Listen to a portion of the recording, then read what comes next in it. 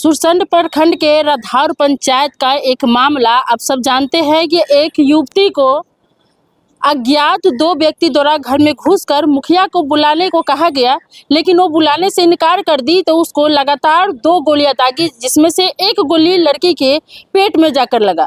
अभी फिलहाल वो मुखिया जी हमारे समक्ष है, जानते हैं कि आखिर मुखिया जी के ऐसे कौन से दुश्मन थे कि वो लड़की के ऊपर हमला कर दिए।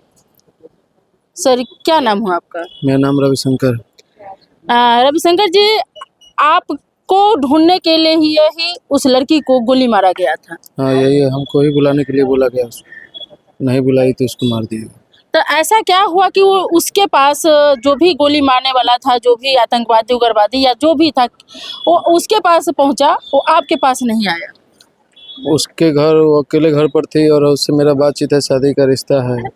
सोचे कि इसकी बुलाएगी तो मुखिया जी आ जाएंगे, उसी से मेरा शादी होना। पहले से प्रेम प्रसंग करते थे आप लोग, खुद से पसंद करके शादी कर रहे हैं? प्रेम प्रसंग का मामला नहीं है, डायरेक्ट हम लोग का शादी विवाह का ही, उनके माता पिता की मर्जी से, हमारे माता पिता सब लोग, उसका भी इच्छा है, हम लोग साथ में शादी करने वाले थे, शादी करने में। तो ये बात क्या चारों तरफ फैल चुका है कि आप दोनों का शादी होने वाला है, जो डायरेक्ट उसके घर पे पहुंचा लो? हाँ, ये बात पूरा गांव जानता है, बहुत लोग, बाहर का भी लोग सब बहुत पहले से जानते हैं। वो तो आपके घर पहुंच सकता था। मेरे घर पर बहुत लोग था और हमारे घर जाना चाहिए था उसको, लेकिन हमारे घर पर तो बहुत लोग हैं। मेरा घर भी बीच गांव में पड़ता है, वहाँ पर घना बस्ती है।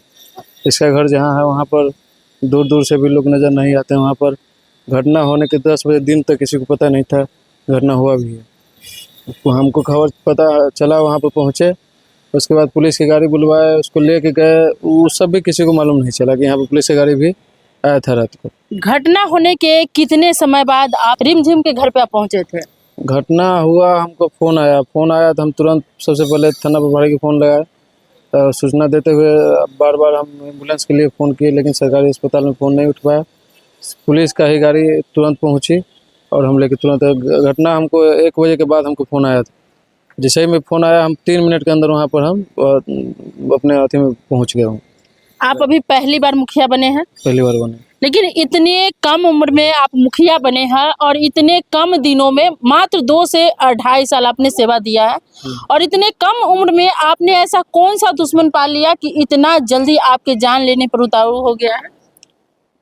दुश्मन तो मेरा मुखिया बनने से पहले भी था, जब हम लोग का गांव में सेवा करना शुरू किए और क्या कहते हैं कि जब हम पब्लिक के फील्ड में उतरे कि हम मुखिया का चुनाव लड़ेंगे, तो हमको उससे पहले भी हमको फंसाया गया, बांध के पीटा गया, मारा गया।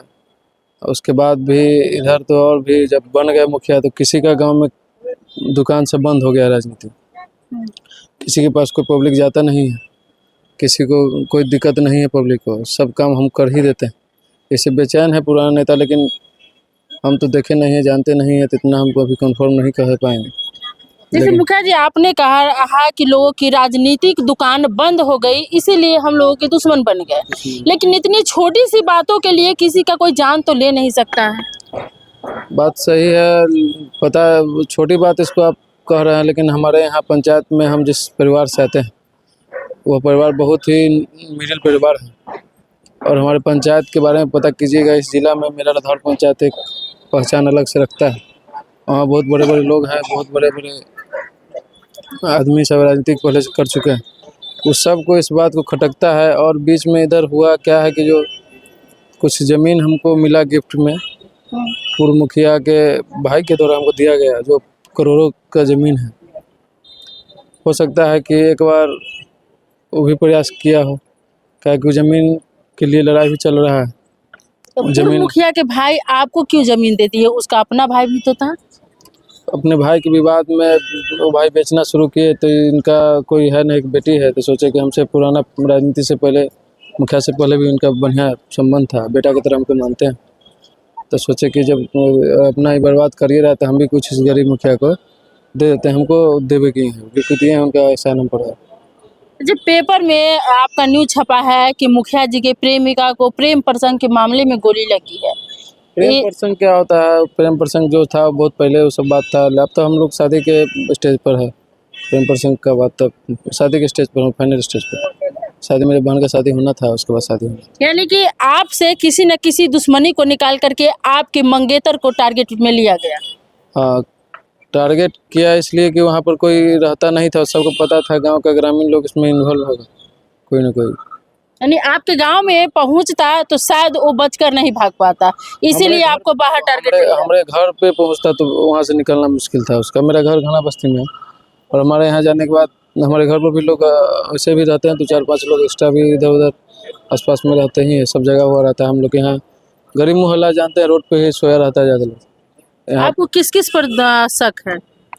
हमको शक है पुराने राजनीतिक पर, और उसके बाद अभी बीच में ज़मीन का लिए हुआ है, इसमें इनका इन्वॉल्व हो सकता है। अपने एफआईआर में भी वही कहा है। एफआईआर में अभी हम कुछ नहीं कहें। एफआईआर में अभी तो हमसे पूछा बयान नहीं किया, अभी लड़के के बयान पर एफआईआर हुआ है, हमसे अभी कुछ पूछा नहीं गया। हमारा बयान होगा उसके बाद कार्रवाई। तो मुखिया जी ने अपने सफाई में क्या क्या कहा आपने देखा, और मुखिया जी के जो बातें सुन करके आपको भी ऐसा लगता है कि क्या जो मुखिया जी कह रहे हैं क्या वही हो सकता है? क्योंकि इनका कहना है कि पूर्व मुखिया के भाई इनको जमीन इसलिए दे दिए करोड़ों का क्योंकि इनको वो अपना बेटा की तरह मानते थे और अपने सगे भाई को नहीं दिए। हो सकता है कि इसको लेकर के भी इनको टारगेट किया गया हो, या जो पुराने नेता है उनको राजनीति का दुकान बंद करवा दिए मुखिया जी, इसलिए भी वो ऐसा करवा सकते हैं। लेकिन बात यहाँ ये आकर अटकती है कि मुखिया जी को टारगेट किए तो मुखिया जी के ऊपर हमला करना चाहिए, लेकिन यहाँ मुखिया जी को छोड़ करके मुखिया जी की जो फिलहाल में उनकी मंगेतर है उसको टारगेट करके उनको लगातार 2 गोलियां दागा गया, और उस वक्त उसके घर में कोई नहीं था, वो अकेली थी और उसकी माँ भी, भाई, पिताजी कोई भी घर पे नहीं थे। तो आप लगातार 3 दिनों से इस मामले को देख रहे हैं, पेपर और कई चैनलों पर इस खबर को काफ़ी अलग अलग तरीके से उछाला जा रहा था। तो हमने सोचा कि मुखिया जी से चलकर बात करते हैं कि असल मामला क्या है। तो आप लोग भी पूरा वीडियो को देखें और अपनी प्रतिक्रिया कमेंट बॉक्स में दें, और वीडियो को अधिक से अधिक शेयर करें ताकि जो भी गलत समझता है वो इस वीडियो को देख करके सही चीज़ जान सके।